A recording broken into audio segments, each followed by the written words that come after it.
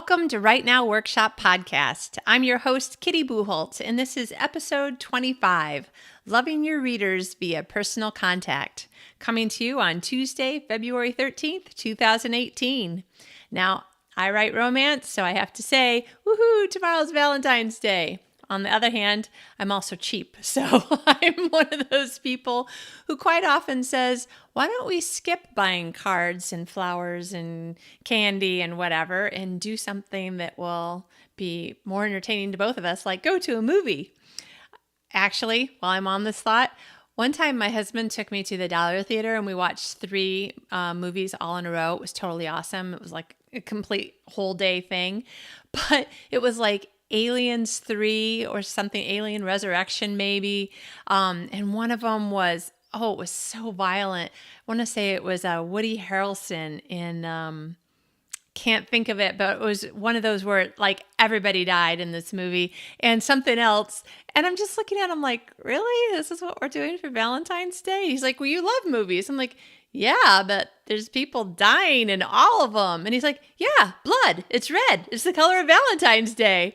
And then I just started laughing. I'm like, okay, fine, whatever.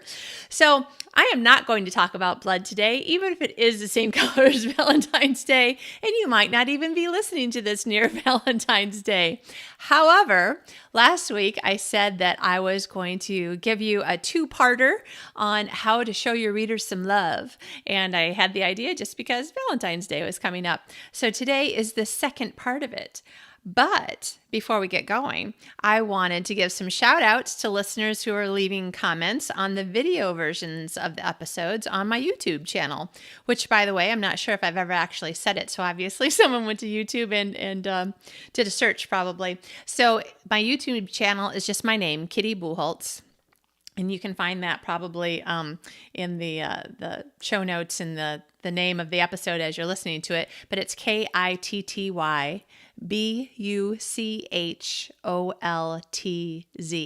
or Z if you're down under or someplace in the British Commonwealth. Also, if you just search for Right Now Workshop Podcast, you'll get all the videos. So people who were leaving comments, thank you so much. I love comments. I will try to answer all of them, and I'll try to do at least some shout outs whenever I see them. I also need to figure out how I can get YouTube to tell me that you're commenting, because I noticed one of them was like weeks ago. So sorry about that. But I wanted to say a little shout out to Anne, who is commenting on how long will it take to write. And she says, or she asks that I say my Loon Lake books run around 75,000 words. So is that the length of my rough draft or first draft, or do my books grow with each edit? It kind of depends on the book, but I'm beginning to sense that there is sort of a rhythm that I've found, that it's not so much word count, more it's percentage of the book that's done. So by the time I get to a first draft, I'm probably 85 to 90% of the way through the word count. So the Loon Lake books that end up being around 75,000 words, probably the first draft was around 60 or 65,000 words. The superhero books that end up about 100,000 words, I think those first drafts were a lot closer to 85,000 words.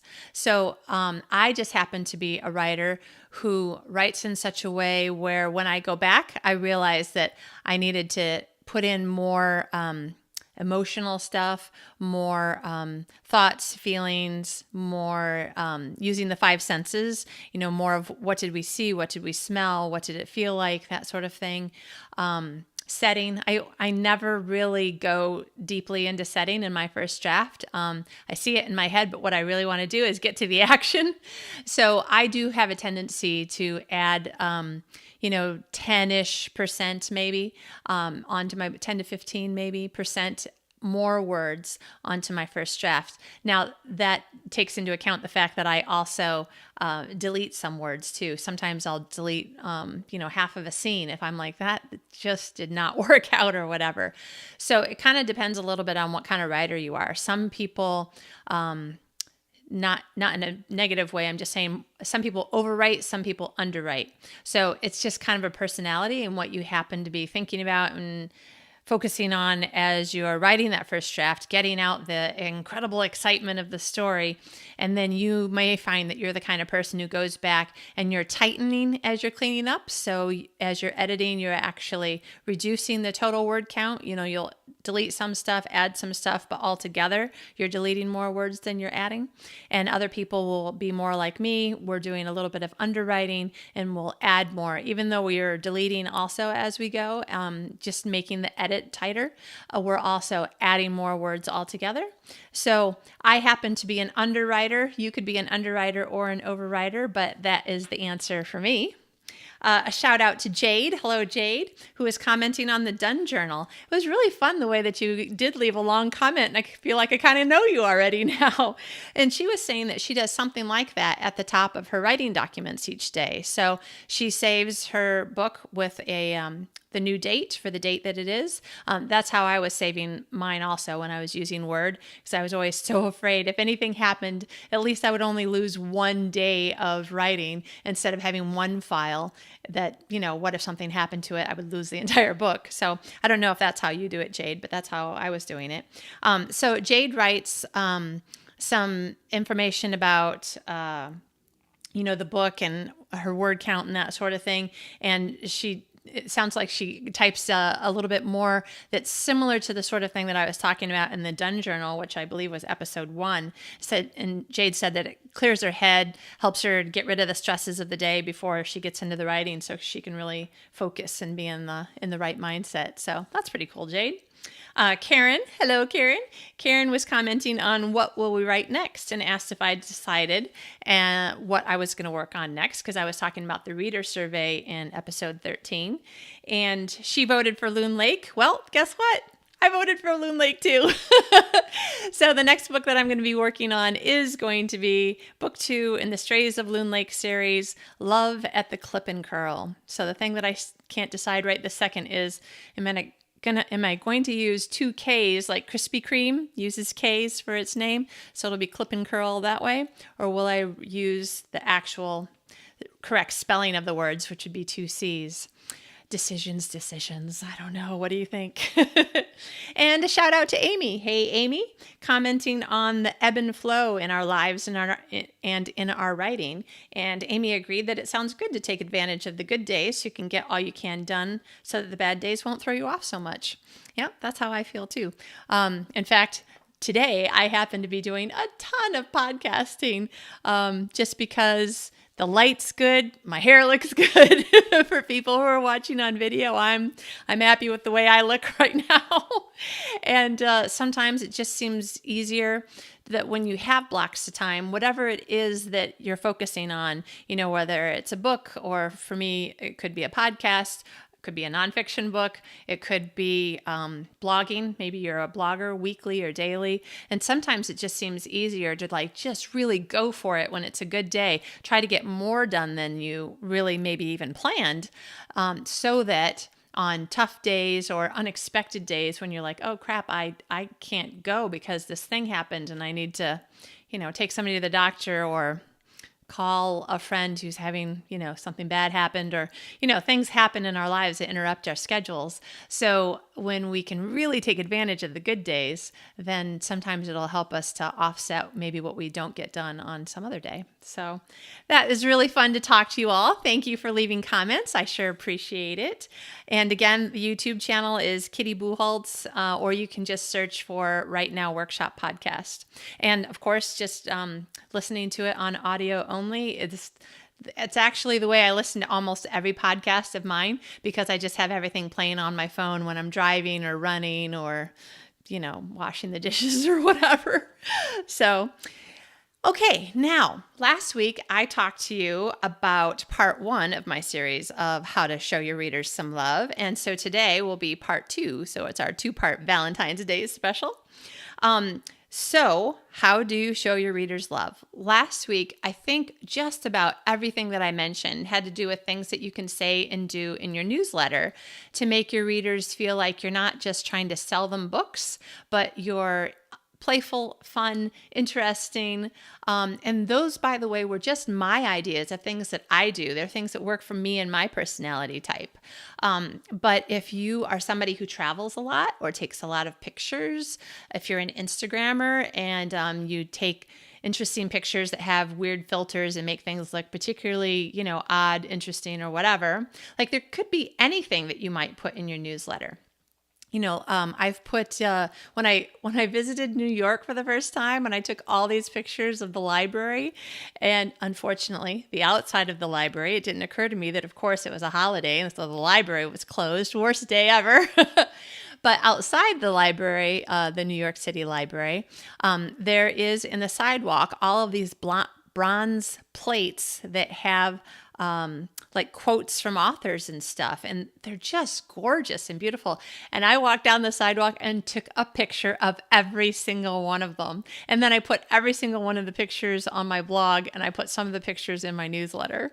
So those are interesting things too, showing places that you've been, or maybe some rare book that you found, or going through your bookshelf and you find that, oh my gosh, you have an autograph by, this person who was your favorite author in 1980 or something. I don't know. I mean, there's all sorts of fun things that you could do. So in addition to newsletters, I'm going to give you a couple more ideas about things that you could do. Now, I probably mentioned this earlier. I know I mentioned this earlier because it was in the episode about what are you going to write next. And I said that I did a reader survey, and it is the first reader survey that I've gotten around to doing. And I was so grateful for the people to participate. I have no idea how many people you can expect to participate, but I'll tell you what I did. I have around 16 or 1,800 people on my email list as of February 2018, and I got 142 responses, which I was really quite happy with. 10 responses wouldn't have really given me a ton of information, but 142 I felt really good about. And I asked them 10 questions, a couple of demographic questions, are you male or female? And what's your general age range? And I gave, multiple choice answers. And then the questions were like, have you read? And then I listed out the books that I've written.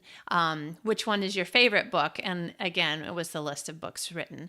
And then there was a couple other questions, but the big question that I needed an answer to was, as one of my readers, are you most interested in the next book that I write and publish being one of the chick lit books, one of the sweet small town romance books, or one of the superhero books?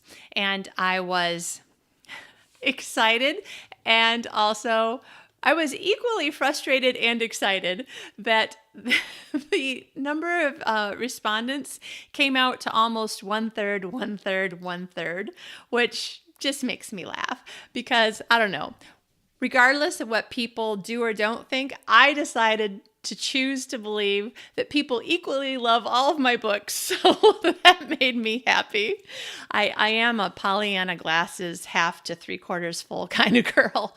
But honestly, of the people who took the time to respond, it was pretty much 1/3, 1/3, 1/3. It was actually, by the time we got to all 142 respondents, it was actually tipping a little bit higher.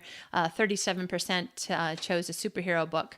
It's just that I decided to choose to write Loon Lake as the next book instead of going, choosing to only do, what readers said, because the Loon Lake book will be quicker and faster to write because my head's already in the middle of the series. And the superhero book, I have to go back to the file that I was working on when my husband was in the motorcycle accident, and I have to just kind of redo some things and make sure that my head is not in that space anymore. I think I told you then that I just couldn't work on that book for about 2 years. Every time I opened the file, I would just cry because all I could think about was my husband calling me and telling me he was laying on the pavement. So that wasn't good. But now I'm like pretty much totally excited about that book, except for that time has passed and I've thought of ways to improve it and make it better. But the superhero books do require more time from me. Because not only are they longer, but it's a much more complicated plot system because there's going to be an overarching plot over the entire series. And so I need to make sure that I'm weaving in bits and pieces of things and blah, blah, blah. Okay, so All that to say that because I sent out this 10-question survey, I got a pretty good amount of useful information that helped me to decide how am I going to plan out my production schedule for 2018. And one of the things that I wanted to do was make readers want to help. I noticed that I've probably gotten half a dozen, maybe a dozen surveys in the first 6 weeks of this year from, American Express or Visa or another author newsletter that I read her books and I'm on her email newsletter list, and the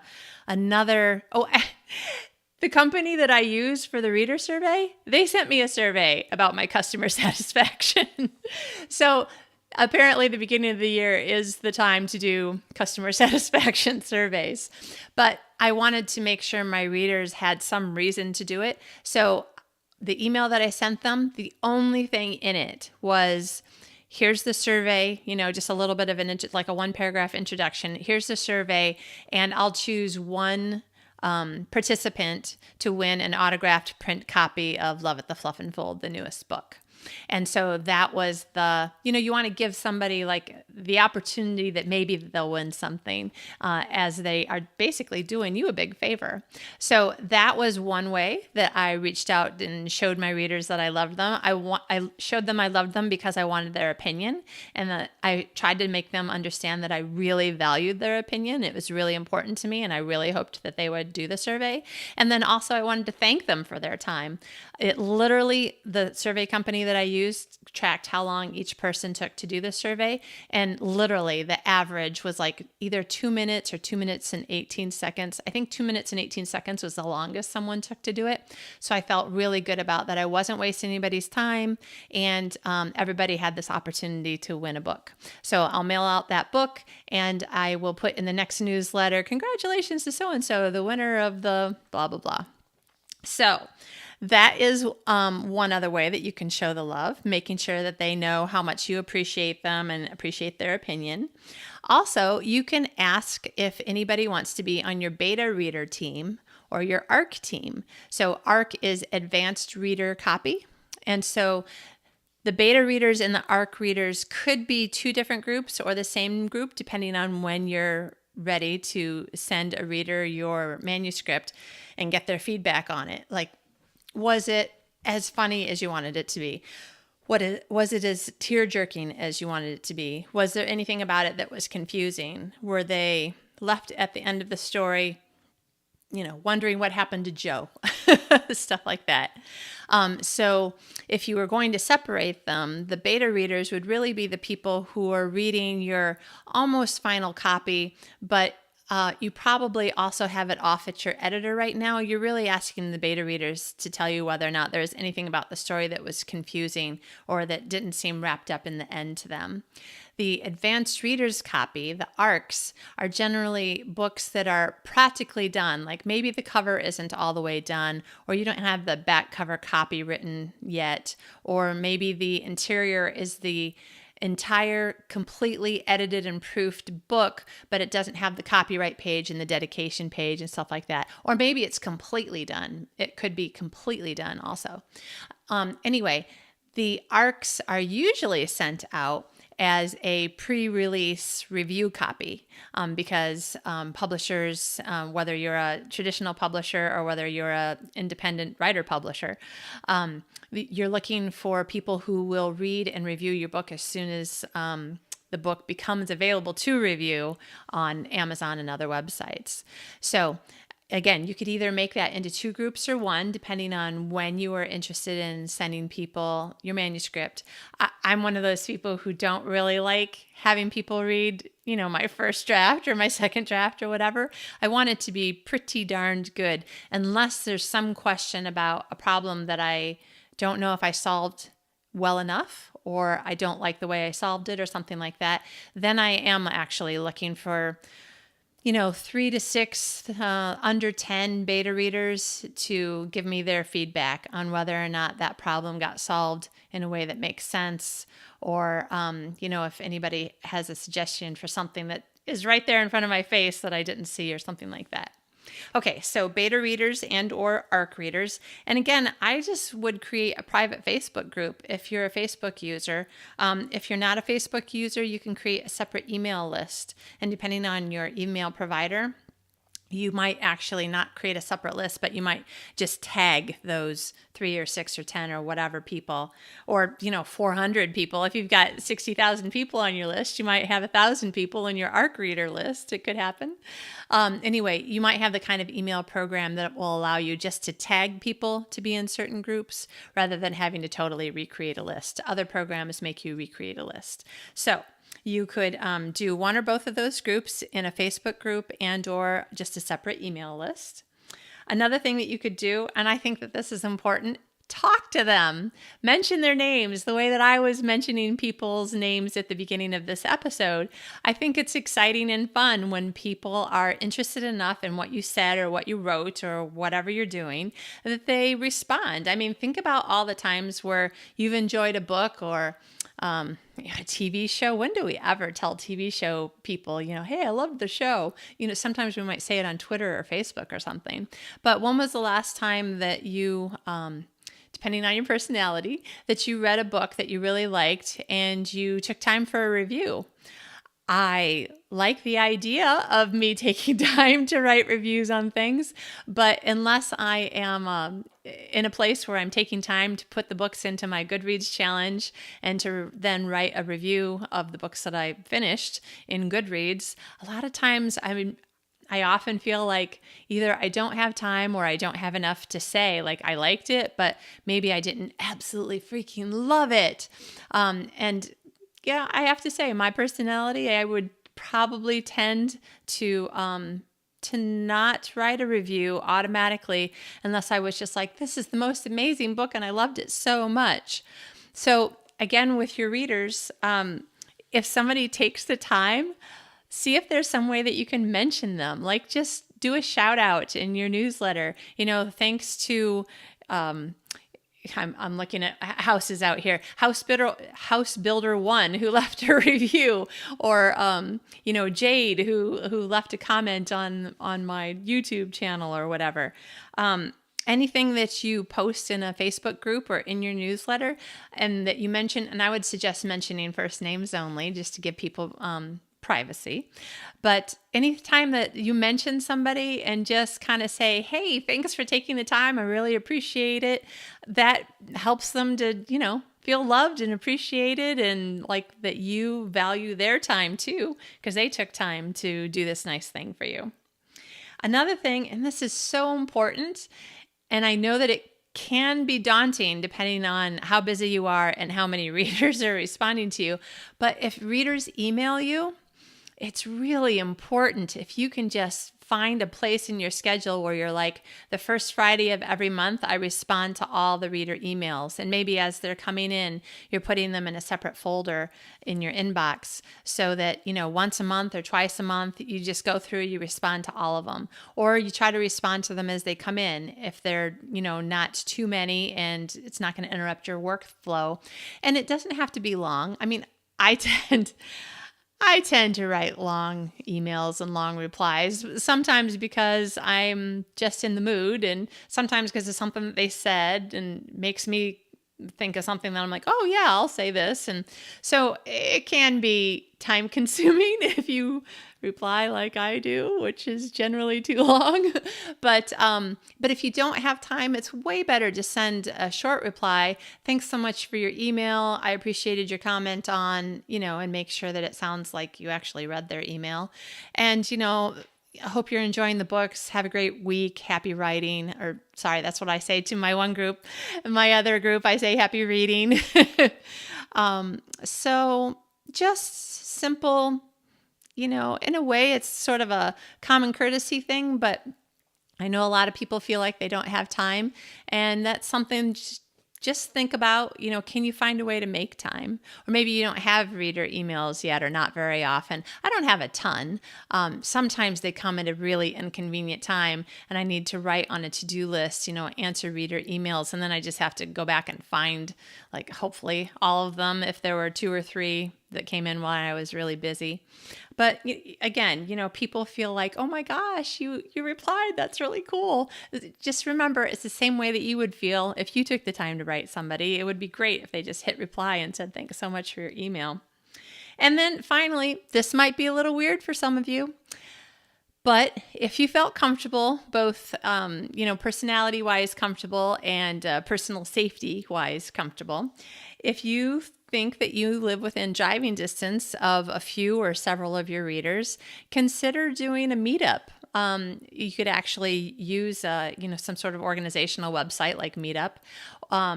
I think that would be very, very public, so I'm not sure that would be the best one to use. But you could send out a quick note to your email list saying, listen, if anybody's in the Los Angeles area, I'm going to be down at the Starbucks on Canoga Park, from 9 to 11 a.m. working on some writing or making some notes or just enjoying a cup of coffee. Let me know if you want to come join me, that sort of thing. I know that some authors have really had great experiences with this. And depending on how many people you think might be within driving distance of you, it could be a really fun thing for you. You get to know people. It's in a fairly safe environment, meaning you didn't invite total strangers over to your house. And people feel like this is so cool. Like I got to meet one of the authors whose books I like. So that's another way that you could show people the love. I hope that I'm at least giving you ideas. Maybe you'll think of a whole bunch more ideas besides the ones that I've come up with.